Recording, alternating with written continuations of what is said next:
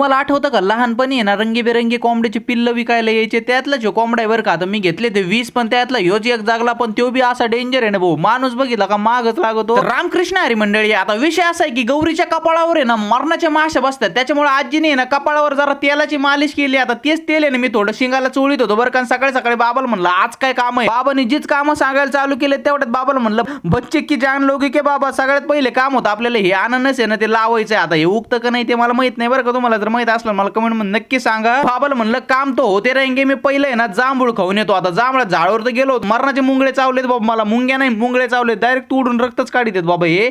चला जाऊन ते जांभळं खातो आणि पहिलं वावरात जातो. वावरात आहे ना आता पास मारायची आपल्याला खालचं गवत निघण्यासाठी, पण आता ते जावं बाबांनी बघितलं त्यात नको मारू, कारण की आहे ना खालचं गवत निघत नव्हतं, जे मेलेलं गवत होतं का रोट्याने तेच वरती वरती निघत होतं. म्हणलं जाऊन द्या आता कशाला आपदायचंय वावराला उग. आता आपले सगळे आंबे उतरून झाले, आता ह्यो शेवटचाच आंबा उतरायचं काम चालू होतं आणि तिथंच मला मवळ दिसलं बाबा एवढं मोठं. मला डायरेक्ट डोळा आठवला भाऊ माझा चिंचा उतरताना कसा सुजला होता. जसे बसे ते आंबे उतरून घेतले, 1 कॅरेट भरच निघले बरं का.